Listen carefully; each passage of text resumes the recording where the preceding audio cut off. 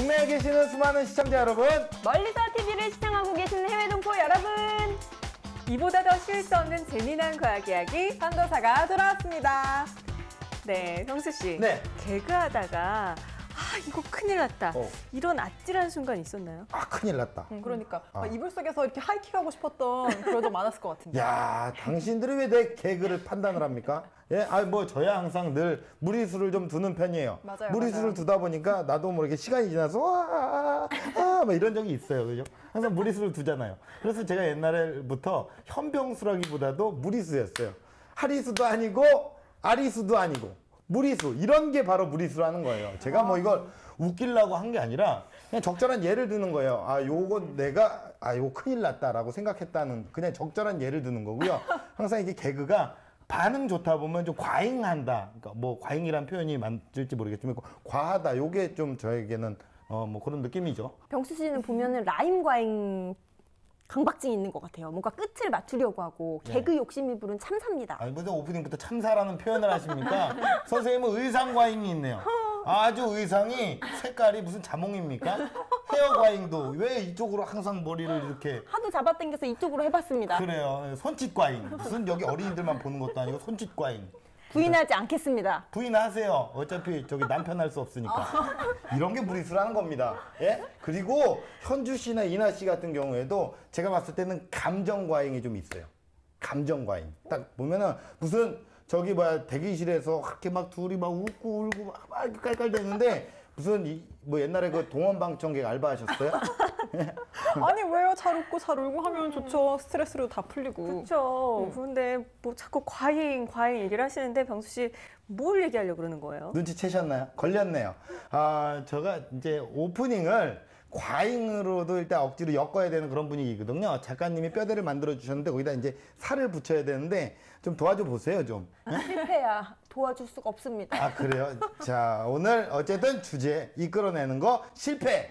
자, 오랜만에 밀당 한번 가겠습니다. 오늘의 주제는 과연 뭘까요? 대체 뭐가 과잉이라는 건지 한번 알아볼까요? 판단을 도와주는 사이언스 판도사. 아픈 몸 수술만이 해답? 사회적 핫 이슈가 되고 있는 과잉 진료와 수술 얘기 드디어 판도사에서 파헤칩니다. 사실 저도 갑상선에 혹이 조그만 게 있어요. 깨끗한 여자인데 있습니다. 그래서 걱정을 했는데 그 친구가 의사라서 물어봤더니 어머 세연이 나도 있어요 하면서 괜찮다고 걱정 말라고는 하더라고요. 올바른 치료 방법에 대한 정보는 물론 수술을 막는 건강한 습관까지 공개되니 채널 고정하시고 건강 챙겨가세요. 먼저 논란의 중심에 선 갑상선암 과잉 진료 전격 해부. 시원하게 궁금증 풀어주는 판도사로 지금 들어오세요. 채널 고정해 주세요. 요즘에 한창 그 논란이 되고 있는 과잉 진료. 우리가 아까 오프닝에서 진료랑은 전혀 상관이 없었지만 과잉을 이렇게 써먹으려고 했던 겁니다. 오늘 요게 판도사의 주제입니다. 선생님, 이런 주제도 판도사에서 다룹니까? 그것이 알고 싶다는 약간 추적 60분, 100분 토론 이런 데서 좀 다뤄줘야 되는데 판도사에서 다뤄도 될 주제인가요? 당연하죠. 판도사는 뭐다? 판도사는 판단을 도와주는 사이언스다. 예? 인생 내비게이션, 우리 시청자분들의 안전하고 정말 멋진 생활을 하기 위한 내비게이션이다.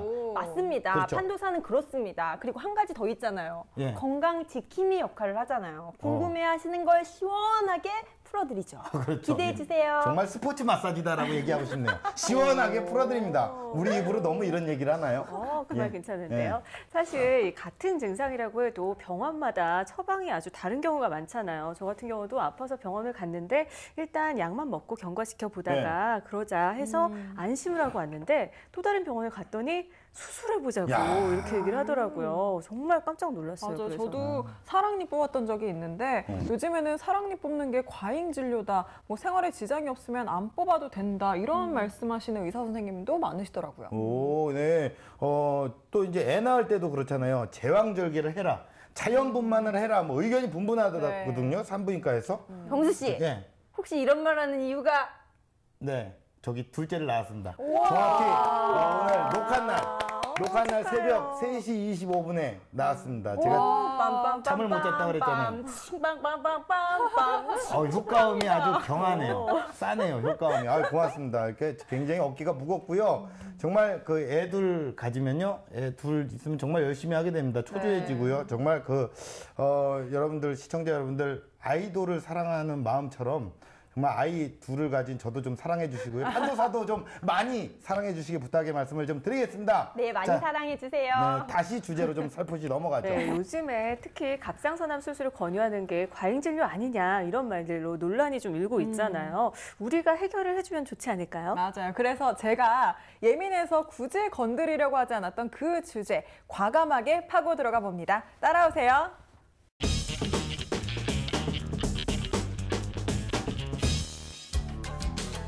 한국인이 가장 많이 걸리는 암 1위, 갑상선암. 높은 생존율을 보이는 착한 암으로 알려져 있는데요. 최근 급증한 갑상선암 환자. 정말 과잉 진료가 원인일까요? 논란의 중심에선 갑상선암. 판도사에서 제대로 알려드립니다.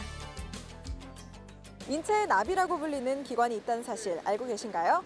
바로 날개를 펼친 나비를 닮았다고 해서 갑상선을 인체의 나비라고 부릅니다. 최근 갑상선암이 과잉 진료 논란에 휩싸였는데요. 오늘 갑상선에 대한 모든 것 판도사에서 알려드리겠습니다. 우리나라 남성 5명 중 2명, 여성 3명 중 1명에게 발병한다는 암. 그중 한국인이 가장 많이 걸리는 암 1위, 바로 갑상선암입니다. 몸의 대사 과정을 조절하는 호르몬을 생성하는 갑상선. 만약 제 기능을 하지 못하면 어떤 증상이 나타날까요? 갑상선 호르몬이 지나치게 많거나 부족할 경우에는 몸의 피로감을 급격하게 느끼게 되고, 갑상선 호르몬이 지나치게 적을 경우에는 추위를 많이 탈 수도 있고, 심장의 박동수가 느려지는 현상도 생기고, 갑상선 호르몬이 지나치게 많을 경우에는 더위를 굉장히 많이 타게 되고 설사도 나올 수가 있고, 가슴이 두근두근거리는 심장 박동수가 굉장히 빨라지게 됩니다. 목 부분에 혹이 만져지거나 음식을 삼킬 때 이물감이 느껴지는 경우, 혹은 목이 지나치게 쉬는 증상이 나타나면 갑상선암을 의심해 볼 수 있는데요. 예전에는 갑상선암이 증상이 있어서 오시는 분들이 많이 있었습니다. 하지만 요즘에는 검진이나 이런 게 발달되면서 증상 없이 갑상선암이 진단돼서 오는 경우가 대부분입니다. 전체 암의 연평균 증가율은 3.6%. 하지만 지난 10여 년간 갑상선암의 발병률은 23.7%나 증가했는데요. 갑상선암 환자가 급증한 이유 무엇일까요? 미국이나 우리나라 통계를 보면 갑상선암이 1cm 이하의 작은 갑상선암이 많이 늘어났지만 1cm 이상의 크기가 큰 갑상선암도 동시에 같이 늘어나고 있습니다. 그래서 검진만으로 꼭 갑상선암이 진단이 늘어났다라고 모든 것을 다 대변해서 얘기할 수는 없고요. 여러 가지 환경적 요인이나 유전적 요인에 관한 연구가 현재 필요한 실정입니다. 저도 혹시 걸릴 그런 검사 게 한번 있는지 받아보셨나요? 네, 검사 한번 받아보고 싶어요. 알겠습니다. 갑상선암은 초음파 검사를 통해 암의 크기나 위치까지 진단이 가능한데요. 갑상선에 특별한 결절은 발견되지 않았습니다. 아주 깨끗한 갑상선을 갖고 계세요. 염증도 정말요? 없고요. 네, 다행이다. 괜찮습니다. 발병률 증가에도 불구하고 착한 암이라 불리는 갑상선암. 이유는 뭘까요? 갑상선암은 다른 암에 비해 진행 속도가 느릴 뿐만이 아니라 높은 생존율을 보이는 것이 특징인데요. 초기인 1기의 경우 갑상선암의 생존율은 무려 99%. 최근 갑상선암 과잉 진료에 대한 논란이 끊이지 않고 있는데요. 갑상선암의 초기 진단율이 높아지면서 환자 수가 증가한 것도 원인 중 하나입니다. 보면 금방 티가 나는데 조금 부어있는 느낌이 들었고, 그리고 이제 저희 언니가 8년 전에 갑상선 수술을 해서 조금 갑상선에 대해서 민감한 부분이 있어서 검사를 하게 됐습니다. 많으세요? 초기 갑상선암 진단을 받은 30대 주부. 며칠 전 갑상선암 수술을 받고 안정을 취하는 중인데요. 사이즈가 크다고 하고 또 그 전이가 됐다는 얘기를 듣고 수술은 해야겠다고 결심을 했습니다. 2010년 대한갑상선학회에서 발표한 가이드라인에 따르면 0.5cm 이하인 작은 결절에 무분별한 검사를 제한하는 내용이 포함되어 있습니다. 대한갑상선학회 가이드라인도 조직 검사에 대한 가이드라인이지 수술에 대한 가이드라인은 아닙니다. 그래서 갑상선암 그거는 어느 나라나 마찬가지고요. 갑상선암에 수술을 해야 된다 말아야 된다는 가이드라인을 현재 갖고 있는 나라는 없습니다. 논란이 계속되면서 환자들의 불신만 커지고 있는 상황인데요.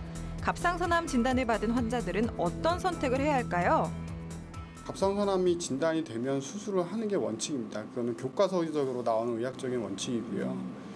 거기서 환자분이 수술을 하기 싫어하거나 아니면 좀 기다려보겠다 결정하는 거는 담당 주치의와 상의해서 결정을 해야 될 문제입니다. 실제로 그렇게 진단이 됐을 경우에는 기다리는 사람도 분명히 있습니다. 그 중에는 수술을 하는 사람도 있고요. 기다렸다가 커져서 수술하는 사람도 있고 커지지 않아서 기다리는 사람도 있습니다.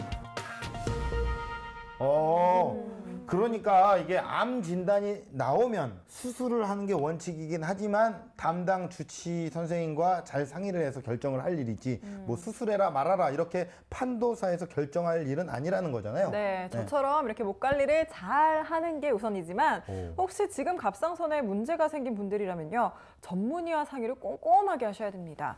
선택은 결국 환자의 몫이니까요. 진짜 무슨 목 관리를 아주 잘하셨어요. 양계장에서 사셨어요? 정말 닭처럼 아주 목 관리가 깔끔하게. 갑상선도 깨끗한 여자고요. 아주 취재도 깔끔하게 잘해 오셨네요. 네, 저 깔끔한 아주 건강한 여자예요. 네. 참. 네. 의학이라는 게 한 가지 기준으로 명확히 정의 내리기 어려운 학문입니다. 네. 사람마다 증상과 경과가 다르기 때문이죠. 그러니까 당연히 수술해라, 아니다 이렇게 의견이 다를 여지가 충분히 있습니다. 사실 저도 갑상선에 혹이 조그만 게 있어요. 깨끗한 여자인데 있습니다. 그래서 걱정을 했는데 그 신우가 의사라서 물어봤더니 어머 세연이 나도 있어요 하면서 괜찮다고 걱정 말라고는 하더라고요. 신우가 의사예요? 네, 그렇습니다. 은근히 가족 자랑을 하시네요. 아니 걱정하시지 말라고 또 다르다고는 걸 알려드리기 위해서 제 혹을 공개했습니다. 알겠습니다. 신우가 의사라는 점 잘 들었습니다. 자, 이게 또 드라마 같은 거 보면 있잖아요. 하얀 거탑 보셨나요? 빰빰 빠바밤 빰빰 빠바밤. 자, 지금 당장 환자 뇌를 열어서 수술해야 됩니다. 안 됩니다. 지금 위험합니다. 막 이렇게 하잖아요. 연기 막 하잖아요. 연기를 겁나 못하네요. 어쨌든 아무튼 이렇게 쉽게 생각하면 막 그렇게 싸우는 것처럼 그런 상황 아닙니까? 그렇죠? 아니 뇌를 연다고요? 진짜로 드라마 보면 뇌 연다 그래요. 원래 그렇게 표현을 해요? 그게 뭐 뚜껑처럼 이렇게 연다고 표현을 하잖아요. 그렇죠? 아무튼 일맥상통한다고 할 수가 있죠. 커진 뇌 수술에도 늦지 않다라고 말씀하실 수가 있고 아무리 착한 암이라도 초장에 수술하는 게 좋다라고 말씀하실 수도 있는 거죠. 맞아요. 중요한 건 의사 선생님과 충분한 상담을 하시라는 겁니다. 몇 센티미터 이상이면 꼭 수술해야 돼. 이런 수술에 대한 가이드라인이 없다는 말씀 들으셨잖아요. 그렇죠? 네, 그렇죠. 이 환자는 의사 선생님의 설명을 잘 듣고 의사는 환자의 환부를 더욱 꼼꼼하게 진료를 해주는 것. 그게 정답이겠죠? 과잉 진료다, 뭐 과잉 수술이다 논란이 분분한 게 갑상선만은 아닙니다. 사실 그 수술을 했는데 통증이 더 악화됐다 이런 기사도 가끔씩 보이고 그러잖아요. 그렇죠. 네. 그래서 제가 남녀노소 불문하고 가장 많이 고통을 호소하시는 그 부위 한번 짚어보고 왔습니다. 궁금하시죠? 네, 궁금해요. 네, 앞으로 치료하는데 많은 도움이 되실 텐데요. 지켜봐 주시죠.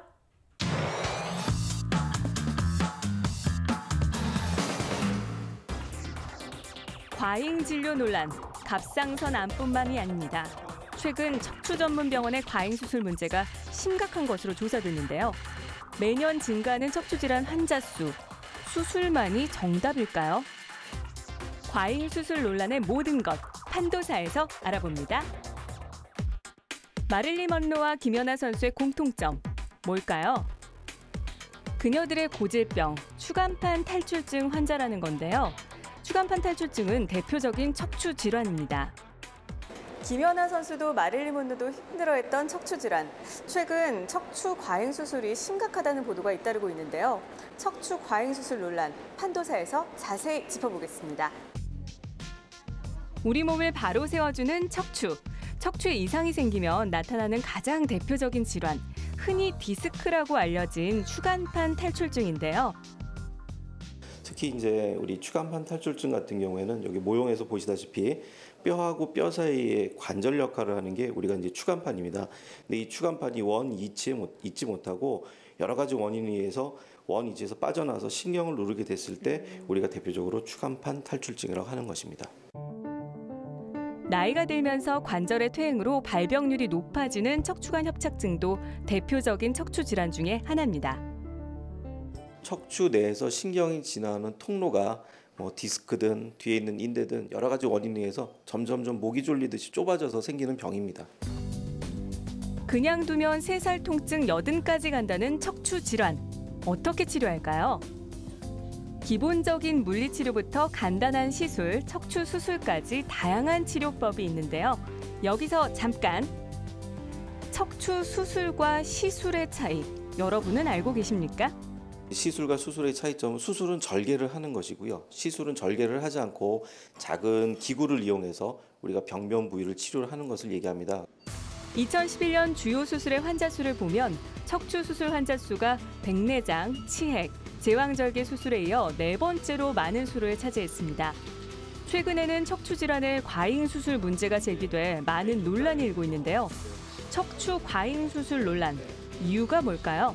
예전에는 우리가 이제 환자분들 치료를 해드리기 위해서 어떤 방법을 선택할까 고민할 수 있는 해결 방법이 수술 이외에는 딱히 다른 방법이 없었습니다. 근데 요즘 들어서는 이제 수술을 연장하는 것보다는 굉장히 다양한 방법의 비수술적인 치료 방법이 개발도 되고 현재도 또 연구 중에 있기 때문에 그런 방법을 점점점 적용을 하다 보니까 그때 당시를 되짚어서 지금 과잉 수술이나 뭐 이런 얘기들이 나오는데요. 뭐 그때 제 생각에는 어떤 시대적인 필연성 그런 것들이 좀 정답일 것 같고요. 오랫동안 알아온 추간판 탈출증으로 고생하던 이모 씨. 고민 끝에 수술 대신에 시술 치료를 선택했는데요. 수술하지 않고 정말 이게 치료가 가능할까 싶어서 반신반의하고 왔긴 왔는데 일단 뭐 몇 분 만에 하고 나와서 지금 증상은 전혀 그냥 그런 통증이라든지 저리다든지 전기가 오듯이 하는 그런 게 전혀 지금 하나도 증상이 없어요. 하지만 척추 수술이 선택이 아닌 필수인 경우도 있습니다. 대소변 장애가 나타나거나 다리 근력이 떨어져서 힘이 빠지는 증상의 경우 방치하면 영구적인 장애로 이어질 수 있다는 사실 명심하세요.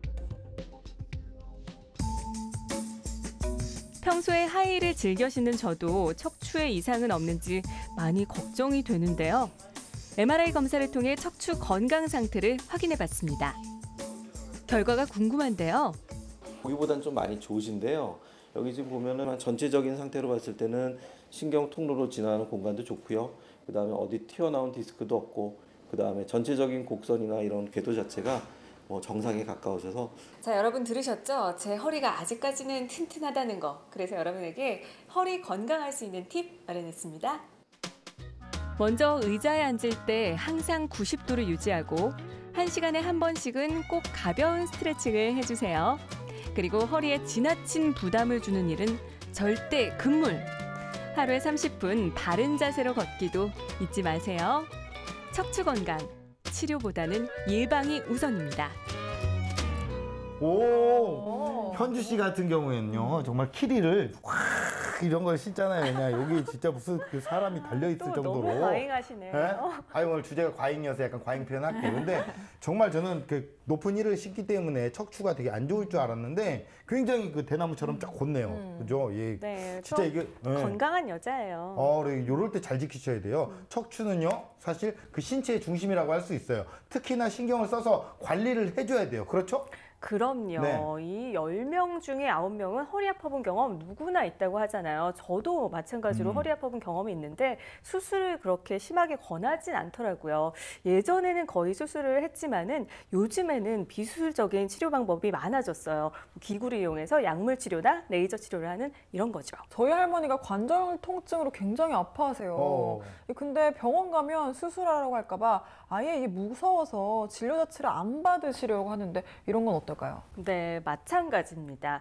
정말 심할 경우에는요, 수술을 해야겠지만 의학이 발달을 하면서 관절 통증도 비수술적인 치료 방법들로 해결할 수 있더라고요. 그리고 그뿐 아니라 이 지방 흡입술 있잖아요. 무리하게 하다가 다치는 사례 종종 있습니다. 이 역시도 고주파 같은 걸 이용해서 지방을 태우는 그런 비수술적인 방법이 발달을 하고 있네요. 좋네요. 게다가 집도 병원이 된다 이런 얘기 해드린 적 있죠. 신우이가 의사니까 병원이 되겠죠. 아니 모든 병원이 네. 모든 생활 속 습관이 건강과 직결됩니다. 스트레스를 받으면요 속병이 생기고 몸을 혹사시키면 척추에 무리가 옵니다. 명심하세요. 네, 네, 내 몸을 소중히, 관리는 열심히 이렇게 축약할 수 있겠네요. 네, 그럼요. 평소에 또 핸드백 너무 무겁게 해서 다닌다거나 청소년들 같은 경우에 가방을 무겁게 들고 다니는 경우 이런 거 안 좋습니다. 기억하세요? 그래요. 이 방송을 보는 장미란 씨 너무 무거운 거 드시면 힘듭니다. 네. 네, 개인적으로 조금 알아요. 그래서 던진 말이에요. 친분 자랑이죠, 그렇죠? 자, 이제 그 전문가 선생님께 총정리를 한번 부탁을 해야 되는데 어떤 거를 물어볼까요? 병원 선택은 어떻게 해야 되는지 그런 걸 한번 물어볼까요? 어우, 좋다. 괜찮다. 아주 뭐 리액션이 아주 뭐 진짜. 형식적으로 굉장히 좋은데요. 자, 좋습니다. 우리 전문가 선생님 말씀해 주세요. 뭐 예전에는 허리 수술 하지 말라고 해서 뭐 병원 가면 바로 수술하는 거 아니냐 걱정 때문에 병원 자체를 찾는 거를 굉장히 좀 걱정을 많이 하셨습니다. 하지만 일단은 제일 기본이 되는 것은 어떤 내 병의 상태, 뭐 진단이 되는지 안 되는지부터 시작해서 이게 수술이 꼭 필요한지 아니면은 수술 말고 비수술적인 치료로도 되는지에 대한 판단이 서지 않은 상태에서 계속 병만 키우신 분들이 참 많았거든요. 그렇기 때문에 일단은 정확한 진단을 전문 병원 찾으셔가지고 받으시고 그 받은 게 조금 미심쩍거나 의심쩍으면은 두세 군데 좀 들러서라도 정확하게 좀 비교를 해서 진단을 받으시고요. 그런 다음에 그 분야의 전문가를 찾으셔서 거기에 대한 적절한 치료 방법에 대해서 조언을 구하시면은 거기에 대해서는 가장 올바른 해답을 얻으실 것 같습니다. 네, 일단은 이제 병원을 무서워하지 말고 찾아가 봐라. 두세 군데 들러서 비교하는 것도 방법이다. 뭐 우리가 보험 같은 것도 비교하잖아요. 이렇게 가격 비교 다 나옵니다. 뭐 이런 사이트에서 우리가 비교하는 것처럼 뭐 이렇게 정확하게 비교를 해라. 이런 팁을 주셨어요. 그럼요. 지정병원이 있어서 내 증상은 물론 가족력까지 알고 있는 경우에는요. 더할 나위 없이 좋겠지만 그렇죠. 사실 그렇게 지정병원을 두고 그러는 사람이 몇 있겠어요. 선생님은 신우이가 의사니까 에이. 지정병원이 딱 있잖아요. 아니, 과가 하나밖에 없는 거지. 예. 그래서 이런 경우에는요. 병원을 직접 찾아가 보고 비교하시는 게 좋고요. 수술할 땐 마취과 의사가 꼭 상주하는 병원인지 확인하십시오. 네, 그리고 어려운 말을 섞어서 사용하시는 분들보다는 환자들에게 쉽고 그리고 천천히 상태를 설명해주는 선생님들 찾는 게 도움이 되겠죠. 내 몸 상태를 정확히 확인을 할 수 있으니까요. 그리고 소아과를 선택할 때 육아 카페 같은 거 이런 커뮤니티를 이용하는 것도 도움이 됩니다. 또 임산부들 같은 경우에는 병원과 집 사이의 거리를 따져서 너무 멀면 고려를 좀 해봐야 되겠죠, 병수 그렇죠. 씨. 뭐 해남 막 이렇게 땅끝마을까지 막 산부인과 갈 수 없잖아요. 해남까지. 그렇죠. 해남인데. 네, 그렇죠? 그리고 시설을 꼼꼼하게 따져봐야 하는데요. 비싼 기기가 들여져 있다 이런 것보다 쾌적한지 깨끗한지 이런 걸 따지라는 얘기입니다, 병수 씨. 그렇죠. 예, 그렇게 해야죠. 자, 여러분. 과잉 진료다, 과잉 수술이다. 요즘 뭐 걱정 많은 거 잘 알고 있습니다. 하지만 그럴수록 적극적으로 병원을 찾아가고 물어보고 공부하려는 노력이 더 필요한 때입니다. 이제 의사보다 더 깐깐하게, 정수기보다 더 깐깐하게 여러분들 건강을 체크하셔야 되겠습니다. 내 몸에 가장 좋은 주치의는요, 바로 나 자신입니다.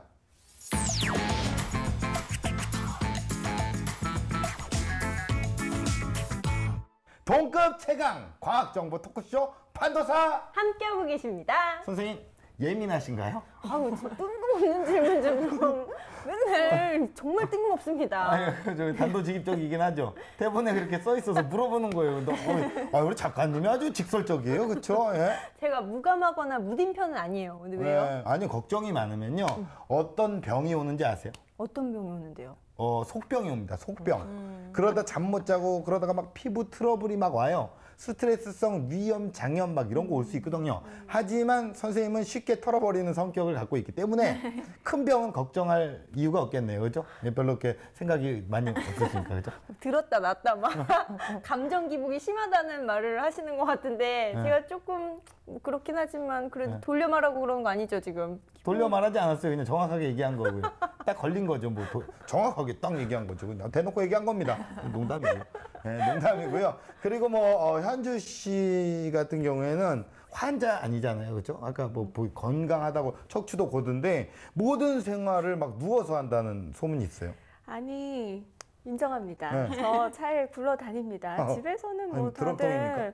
아니 좀 그래도 이렇게 편안하게 누워 다니는 거 맞아. 좋아하지 않나요? 맞아요. 누워 있는 거, 뭐 TV 볼 때 누워서 보고 또 스마트폰 할 때도 누워서 하고 전화할 때도 누워서 하면 참 편하잖아요. 그래요? 사실 그게 누워서 막 이렇게 활동하는 게 있잖아요. 노화의 지름길이거든요. 맞아요. 예, 그래서 솔직히 이거 뭐 이율배반적인 행동 아닙니까? 뭐 좀 전까지 막 건강한 생활 습관이 어쩌니 막 그렇게 그렇게 말씀을 그렇게 하시더니 아니에요. 저는 네. 뭐 들어눕거나 그러지 않은데요. 저는 그런 버릇 이제 고쳤는데요. 아, 그래요? 네. 이나 씨가 제가 봤을 때 제일 심한 것 같아요. 예, 내가 아까 전부터 얘기하고 싶었는데 척추 검사를 한번 해보셔야 될 것 같긴 해요. 아, 예. 제가 좀 휘어있긴 해요. 평소에 좀 허리를 굽히고 앉아있긴 해가지고 고등학교 때 별명이 연체동물이었어요. 아, 그래요? 연체동물이었어요?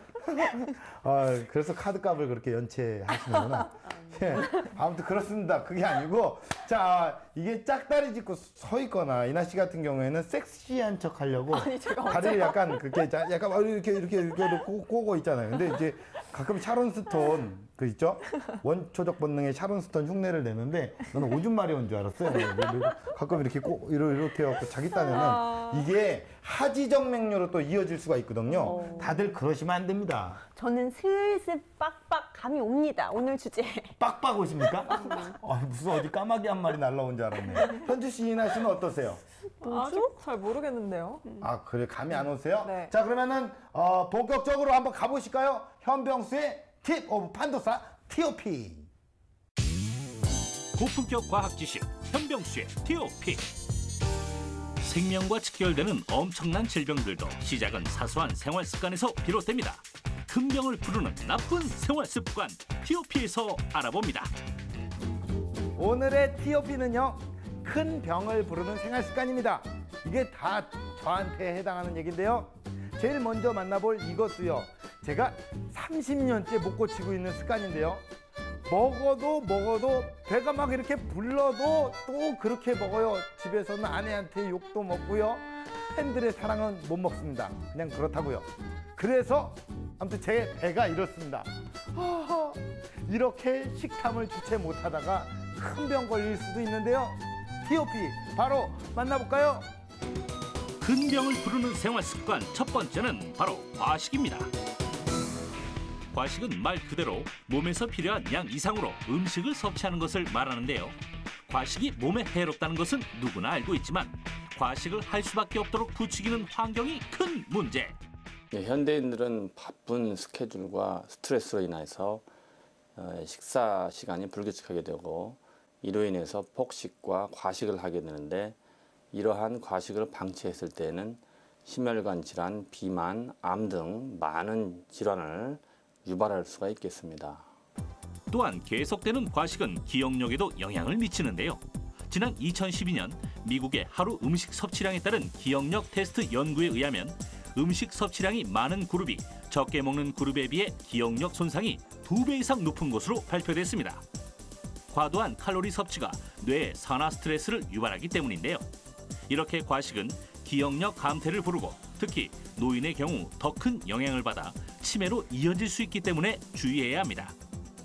한밤중 과식을 하게 되면 불면증으로까지 이어질 수 있고요. 이는 만성 피로 등 건강에 치명적인 영향을 끼치는 악순환이 계속될 수 있으니까요. 야식 웬만하면 피하는 것이 좋겠죠? 큰 병을 부르는 생활 습관, 과식. 참 이렇게 먹다 이렇게 기분은 좋은데 많이 먹다 보면 이 과식, 정말 배도 나오고 정말 나쁜 녀석, 정말 과식적이네요. 예, 뭐 한번 억지로 웃겨보려고 동음 이의 여러 잔잔한 재미를 줘봤는데 재미가 없었다면은 저는 가평에서 좀 쉬고 오겠습니다. 이번 주말에. 자, 아무튼 이번에 만나볼 생활 습관은요, 요건 저한테 해당하는 얘기가 아니에요. 왜냐면은 저는 바쁘지 않은 연예인입니다. 연예인이고요. 예, 개그맨입니다. 예, 잠자고 쉴 틈도 없이 정말 바빠봤으면 좋겠어요. 예, 근데 어쨌든 쉴 새 없이 일하느라 온몸에 피로가 쌓이는 우리 시청자분들, 피하고 싶지만 피할 수 없는 게 현실이라서 너무 슬픕니다. 바로 공개할게요. 큰 병을 부르는 생활 습관 두 번째, 과로입니다. OECD 통계에 따르면 2012년 기준으로 우리나라 직장인의 연간 근로시간은 OECD 국가 평균에 비해 387시간이 더 많습니다. 장시간 근무와 야근을 당연시하는 우리 조직 문화 때문에 직장인들은 아파도 드러내지 못하고 스트레스 정도는 당연히 견뎌내야 하는 것으로 치부되곤 하는데요. 지속적인 과로와 야근을 국제암연구소에서 최근 연구 결과 발암물질 2등급으로 지정을 한 바 있습니다. 이것은 발암물질 1등급이라고 할 수 있는 담배 다음이기 때문에 대단히 높은 위험 요인이라고 할 수가 있겠습니다. 이것은 만성적으로 면역 기능을 저하시키기 때문에 것으로 생각이 되고 있습니다. 계속되는 야근 근무는 건강에 아주 치명적입니다. 캐나다 연구팀의 분석 결과 30년 이상 야간 근무를 한 여성은 그렇지 않은 여성에 비해 유방암에 걸릴 위험이 2배 정도 높았고요. 미국 연구에서는 야근이 잦은 여성이 난소암에 걸릴 가능성이 최대 1.5배까지 올라갔습니다. 빛이 차단이 되면 우리 몸의 송과선에서 멜라토닌이라는 호르몬을 분비하게 되는데 이 멜라토닌은 우리 몸에 손상된 세포를 복구해주는 기능이 있습니다. 그러나 야근을 하게 되면 빛이 차단이 되지 않기 때문에 멜라토닌 분비가 잘 되지 않고 또 야근 자체가 스트레스로 작용해서 스트레스 호르몬이라고 할 수 있는 부신피질 호르몬이 과다하게 분비되기 때문에 이거는 총체적으로 면역 기능을 저하시킵니다. 따라서 암 발생과 밀접한 연관이 있다고 할 수 있겠습니다. 야근 하지 않는 것이 가장 좋겠지만 피할 수 없다면 틈틈이 건강에도 꼭 신경 쓰세요. 과로하지 말라니까 우리 다 이제 일 다 끝내고 우리 집에 가죠. 예? 우리 갑시다. 어차피 저기 출연료도 입금이 됐고 갑시다. 예? 자, 농담입니다. 우리 항상 열심히 일하는 우리 직장인들을 정말 응원합니다. 마지막은 과식에 이어서 제 배가 막 이렇게 된 이유예요. 여름이 막 코앞으로 다가오면서 많은 분들이 이거의 필요성을 아주 절실히 느끼고 계실 건데요. 화면 보시고 오늘부터 바로 스타트 시작해보세요. 큰 병을 부르는 생활 습관 마지막은 바로 운동 부족. 우리나라 성인 10명 중 9명은 신체 활동이 부족하다고 하는데요. 질병관리본부에 따르면 유산소와 근력 신체 활동 지침을 모두 준수한 성인은 2012년 기준 11.8%에 불과했습니다. 운동을 해야겠다는 결심은 항상 하지만 과도한 업무와 학업, 취업 준비 등으로 여유를 내기가 힘든 현대인들. 결국 부족한 운동량은 오히려 더 피로를 느끼게 만들고 이는 운동보다 휴식을 찾게 만드는데요.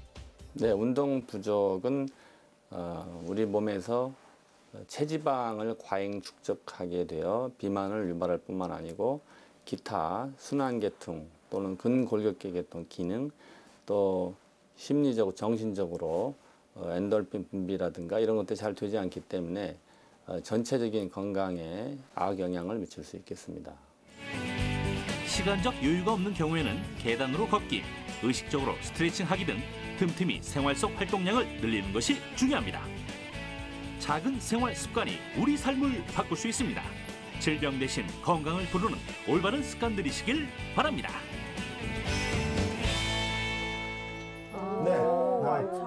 괜찮네요. 네, 큰 병을 부르는 생활 습관, 과식, 과로, 운동 부족을 꼽아주셨는데요. 저 같은 경우는 이 고혈압 같은 성인병 걱정만 했는데 여러 위험한 병과 연관이 돼 있어요. 정말 겁이 나네요. 그렇죠. 이게 사실 바늘도둑이 소독되고요. 3살 버릇이 80까지 가고요. 작은 습관이 큰 병 낳는 겁니다.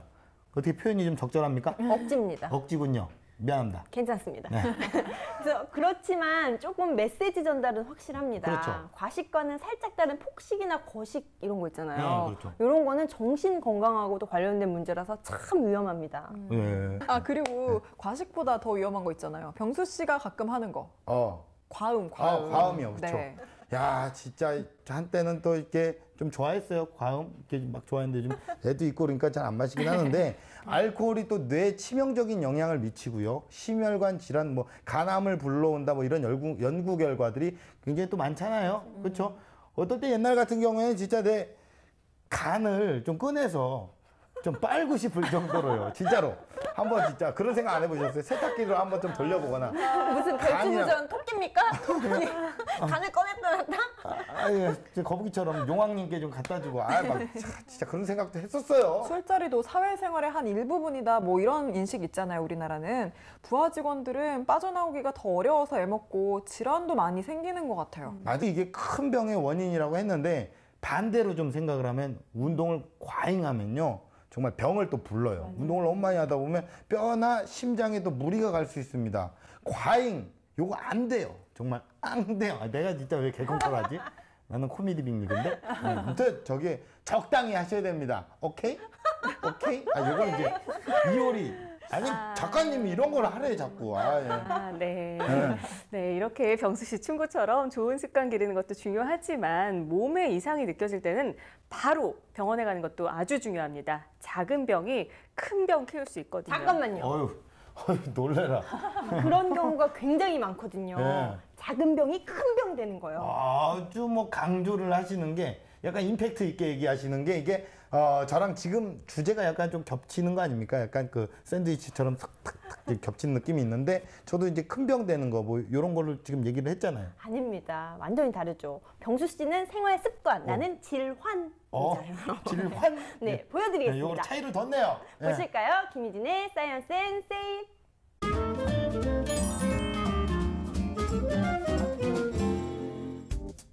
별거 아니겠지 하고 방치했다가 큰 병을 부르는 무서운 질환들. 사이언스 앤 세이프에서 살펴봅니다. 올봄 극심했던 미세먼지와 스마트폰과 컴퓨터 모니터를 장시간 보는 현대인들의 특성상 안구건조증은 참 흔한 병이 됐는데요. 안구건조증이란 눈물이 부족하거나 쉽게 증발해 안구 표면이 손상되고 이로 인해 자극을 느끼는 눈질환입니다. 눈을 보호하는 눈물막은 3개의 층으로 구성되어 있는데요. 기름이 배출돼 눈물을 보호하는 기름층, 각막에 영양을 공급하고 면역물질을 운반하는 수성층, 눈물막을 눈 표면에 고정시키는 점액층. 이 3개의 눈물층에 문제가 생기면 이물감이 느껴지는 것은 물론 잦은 충혈까지 동반해 극심한 눈의 피로를 느끼게 되는데요. 하지만 심각성을 인지하지 못하고 안구건조증을 방치하면 엄청난 질병을 부를 수 있습니다. 눈물이 부족하면 우리 눈은 세균에 감염되기 쉬운 환경으로 변해 세균성 결막염으로 이어지거나 각막이 손상돼 영구적인 시력 저하를 부르고 최악의 경우 실명이 올 수도 있습니다. 안구건조증으로 인한 불편함이 계속될 경우 꼭 전문의에게 상담을 받는 것이 좋습니다. 의사의 처방 없이 구입한 인공 눈물은 방부제가 들어있어 6개월 이상 장기간 사용할 경우 자연적인 눈물 생성을 억제하고 오히려 각막염을 유발할 수 있습니다. 꼭 병원의 진료를 받고 방부제가 없는 인공 눈물을 처방받아 사용하는 것이 현명하겠죠? 또한 인공 눈물을 개봉한 이후에는 세균 번식 위험이 있기 때문에 최초 개봉 후 한 달 이내로 사용하는 것이 좋습니다. 숨쉬기 어려울 만큼 코가 막히는 부비동염. 일명 축농증은 요즘 같은 환절기에 많이 발생하는데요. 코 주위의 얼굴뼈 속 빈 공간인 부비동에 염증이 생겨 코가 막히고 누런 콧물을 흘리게 되는 축농증. 감기인 줄 알고 오래 방치해두면 눈 주변 뼈나 뇌막까지 염증이 번져 엄청난 합병증을 불러올 수 있는데요. 최근 가족이 담배를 피면 아이의 간접흡연으로 축농증 발생 확률이 커진다는 연구 결과 발표. 많은 사람들을 놀라게 했는데요. 특히 면역력이 약한 어린아이들의 경우 코가 막혀 입으로 숨쉬는 습관을 갖게 되면 성장 과정에서 얼굴이 길어지는 안면 변형이 생길 수도 있습니다. 또한 얼굴에 생긴 염증이 눈 주위의 정맥을 따라 머릿속으로 들어가 해면 정맥 동염이 나타날 수 있습니다. 축농증 예방과 치료를 위해서는 무엇보다 적절한 실내 습도를 유지해 코 점막이 건조해지지 않도록 주의하는 것이 중요합니다. 간혹 민간요법으로 죽염을 이용해 코를 씻는 경우가 있는데요. 소금의 농도가 너무 높으면 코 점막을 손상시켜 오히려 병을 악화시킬 수 있으니까요.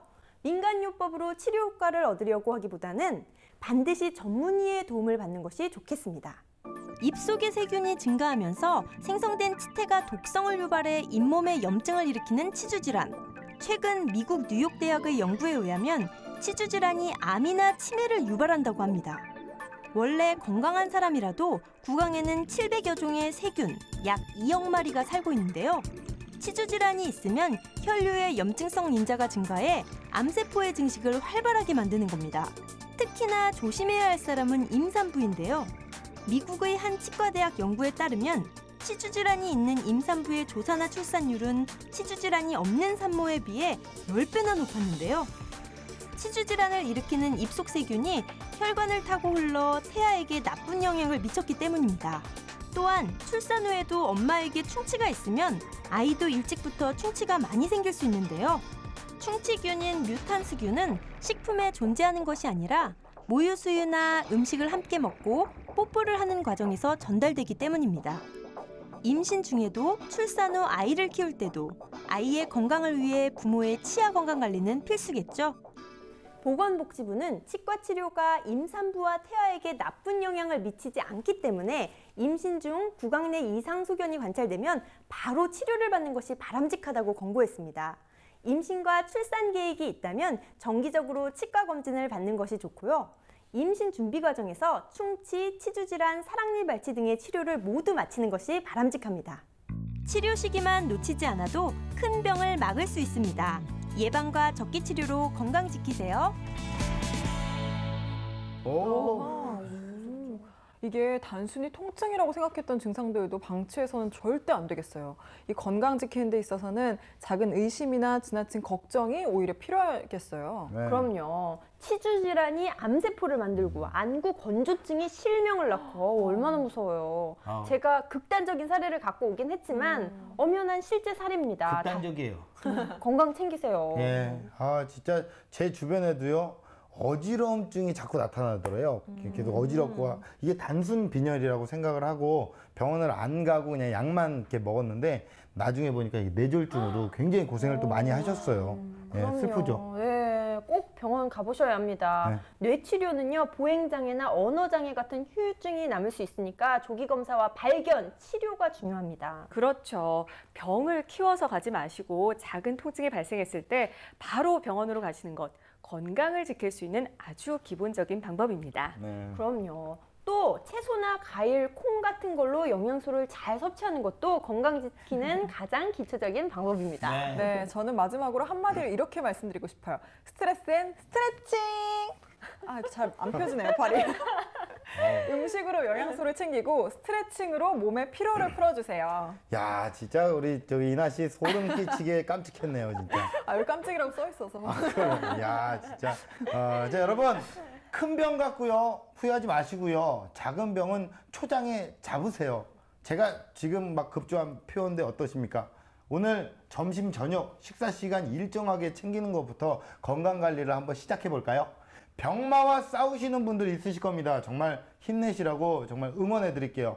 자, 판도사 다음 주에 더욱더 건강한 얘기로 재미난 얘기로 여러분 곁을 다시 찾아오겠습니다. 감사합니다. 이제 스트레스는 우는 게 좋을까? 웃는 게 좋을까? 스트레스 해소할 방법. 진짜 뭐가 좋을까요? 저 생각은 그래요. 힘들 때 우는 사람은요. 스트레스 받을 때 우는 사람은 3류예요. 이악 물고 견디는 사람은 2류거든요. 근데 힘들 때 웃는 사람은 1류라고 생각을 해요. 그냥 개인적으로 그렇게 생각을 합니다. 나는 3류인가 봐요. 네? 어떻게 아세요? 저요 울어요. 울어요. 난 3류니까. 그러니까 위기 탈출 넘버에서 안 불러주지. 사람마다 다른 것 같아요. 울다 보면 더 기분이 다운돼서 계속 저조한 사람이 있고 웃음으로 승화하는 사람이 있고 저는 울어야지 풀리거든요. 울고 나면 또 기분이 좋아지더라고요. 울면 시원해지는 건 있는 것 힘들 때 같아요. 웃으면 미친 사람 같아요. 그때 무슨 호르몬이 나온대요, 울고 나면. 판단을 도와주는 사이언스 판도사. 현대인을 괴롭히는 지독한 스토커 스트레스. 이거 어떻게 풀어야 할까요? 판도사에서 스트레스 해결 방법 전격 공개해 드립니다. 엉엉 우는 것과 마음껏 웃는 것 어떤 게 스트레스 푸는데 더 좋을까요? 수많은 방송에서 공개됐던 천편일률적인 방법은 가라. 다음 주 판도사와 함께 스트레스 제대로 풀어보세요. 아우 신